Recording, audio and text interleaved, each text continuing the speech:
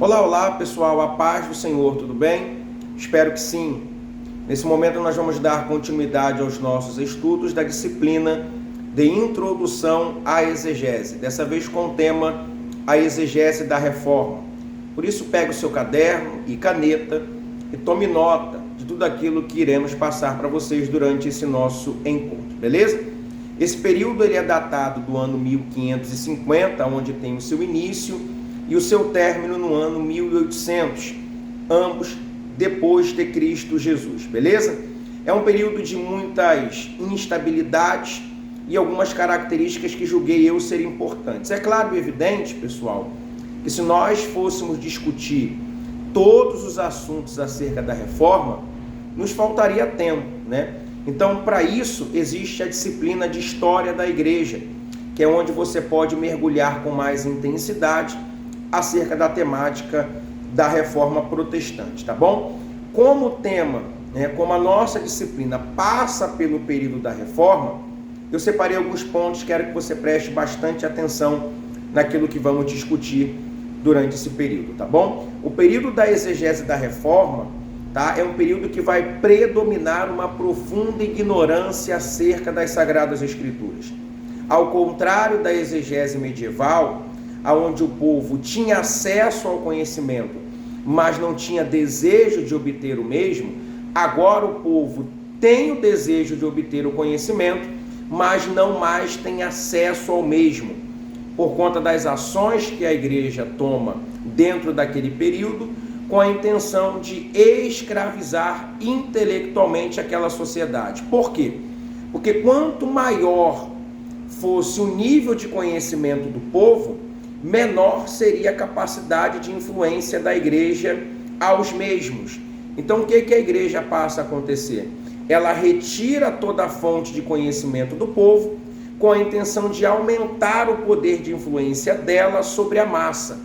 E é o que de fato acontece. Agora a massa, por perder o conhecimento, perde força.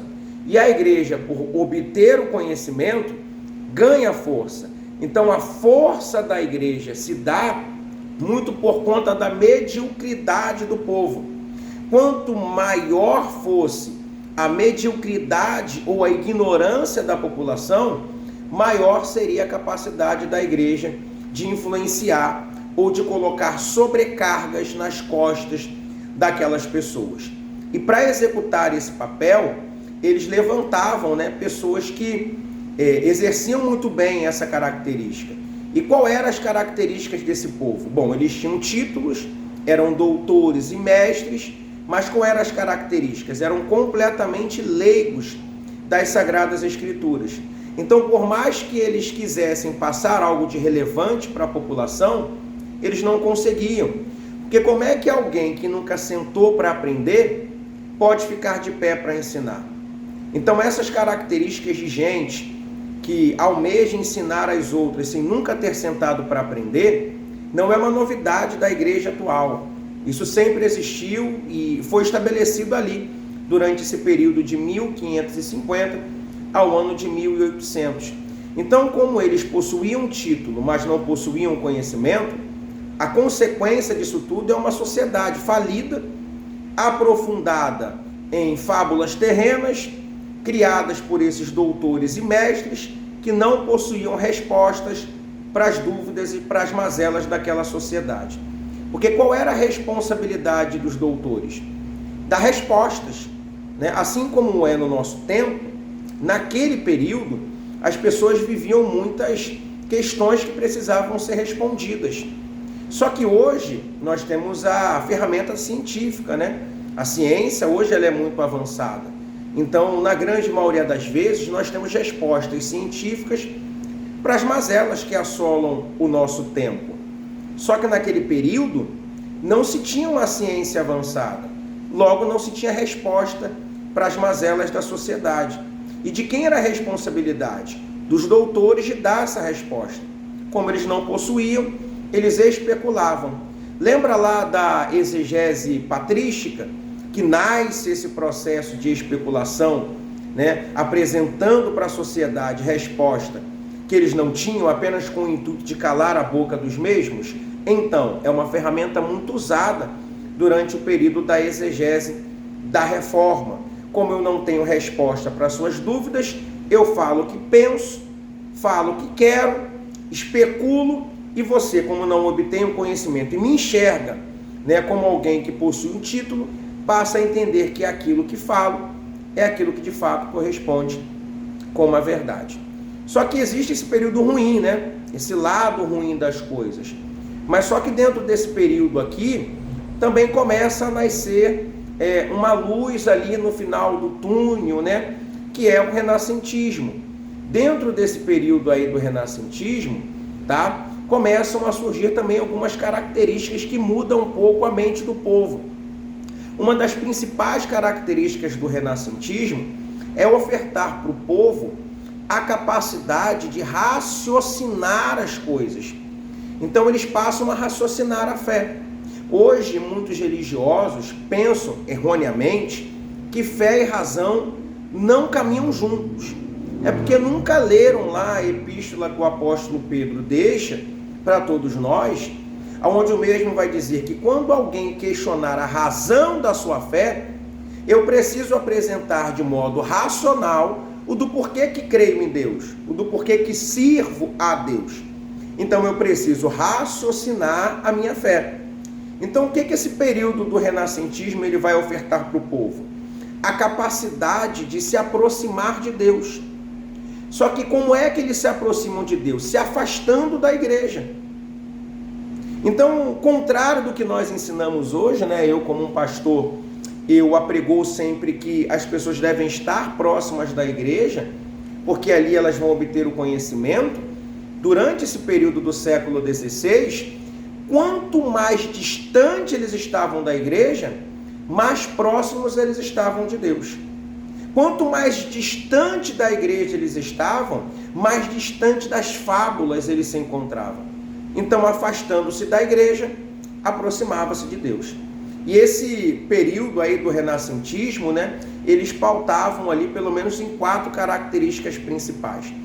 Qual era a primeira característica? O racionalismo, né? O racionalismo defendia que a razão era o único caminho para se chegar ao conhecimento. Gente, não tem outra forma de se obter o conhecimento do que racionalizando mesmo, colocando a mente para funcionar. Então, a primeira característica do renascentismo é ofertar para o povo a capacidade de pensar, de raciocinar. No período da reforma, ali, da pré-reforma, acho melhor ratificar aí, é um período da pré-reforma, né? Era um período onde a igreja, ela dizia o que o povo tinha que pensar, o que o povo deveria fazer, o que o povo deveria falar, até o ponto onde o povo deveria prosperar. A igreja dominava tudo, ao ponto de você plantar e a igreja dizer o que você deveria colher. Então era um povo dominado pela igreja, eram massas de manobra de fato. Então o renascentismo ele surge ofertando a capacidade do povo de entender que existe uma forma de obter o conhecimento, e não é a igreja, mas é a razão, é a questão, é você questionar, é você perguntar, é você parar para pensar. O segundo ponto é o experimentalismo, onde para eles todo conhecimento deveria ser demonstrado através de experiências científicas. Não basta você dizer que sabe, você tem que provar que o fruto da tua teoria tem produtividade, tem resultado. Trabalhando no campo da fé, né, de nada adianta eu conhecer do Gênesis ao Apocalipse, se na minha vida, por meio das minhas ações e por meio das minhas atitudes, aqueles que me rodeiam não vê nem um versículo de Gênesis ao Apocalipse. Então esse experimentalismo, ele só serve se o seu conhecimento vier acompanhado de fatos reais, comprovados, né? Não basta dizer que sabe, tem que mostrar para o povo que aquilo que você sabe tem algum tipo de utilidade, tá? Terceiro ponto é o individualismo, que parte do princípio, né, que o homem precisa conhecer a si mesmo, aonde o homem precisa buscar, firmar a sua própria personalidade, possuir os seus próprios talentos e satisfazer as suas próprias ambições. O que o individualismo ele vai trabalhar dentro dessa perspectiva? Que você precisa se conhecer. Você precisa entender quais são os seus limites, até onde você pode ir, ou até onde você consegue ir. Ele também defende a ideia de que você precisa firmar a sua própria personalidade, ou seja, para de ser um Maria vai com as outras. Eu penso assim porque todo mundo pensa. Eu ando assim porque todo mundo anda. Sabe? Eu tomo essas atitudes porque todo mundo toma. Então, o individualismo vai trabalhar não uma ideia de egoísmo, tá bom, pessoal? Não uma ideia de egocentrismo, mas uma ideia de você saber quem você é, de você se autoconhecer, de você saber quais são as suas capacidades físicas, emocionais, psíquicas. Você precisa saber quem você é. Ou seja, dentro desse processo do renascentismo, apresentando o terceiro ponto do individualismo, você tem que recuperar a sua identidade. Volto a dizer, dentro desse período da pré-reforma, a igreja dizia quem você era, sem que você fosse aquilo que de fato eles estavam dizendo. Então você precisa se autoconhecer, ter a sua própria identidade. Gente que não tem identidade, não tem futuro, não sabe onde vai chegar. Quando você abre mão de quem você abre mão dos seus sonhos, que aqui está condicionado com uma palavra ambição. Ambição está muito relacionada ao fato de você ter projetos, planos, propósitos, alvos. E quando você abre mão disso, você se torna um Zé Ninguém.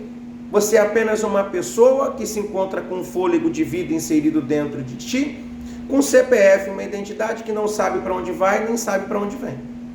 O quarto e último ponto, tá bom? É o antropocentrismo, que colocava o homem como suprema criação de Deus, como centro do universo.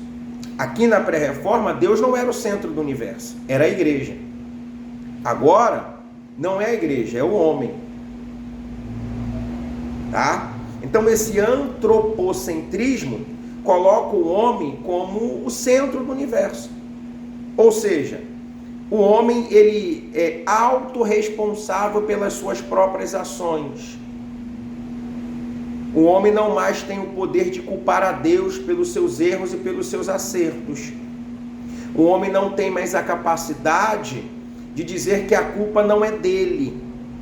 É tempo do homem aqui não terceirizar responsabilidades. Se ele é o centro do universo, ele é o grande personagem que pode tanto ajudá-lo a vencer, como ajudá-lo a ser derrotado. Ou seja, o homem agora, ele é responsável pelos seus atos. Lembra do que a Bíblia diz? Aquilo que o homem plantar, certamente há de colher. Lembra do que a própria palavra diz? Do que se queixa o homem, a não ser dos seus próprios erros ou pecados. Ou seja, é a narrativa trabalhando com a ideia de que você é o responsável pelo seu sucesso ou pela sua falência. Então isso aconteceu lá no século XVI, mas precisa ser aplicado nos dias atuais. Precisamos pensar, precisamos, experimentar, pôr em prática, precisamos saber quem nós somos e precisamos tomar as responsabilidades dos nossos atos. Beleza, pessoal? Espero que nesses quase 15 minutos de encontro eu possa ter conseguido me fazer claro dentro daquilo que me propus a passar e que você consiga de fato vivenciar o que de melhor a Bíblia tem para te passar. Beleza? Que Deus abençoe em nome de Jesus.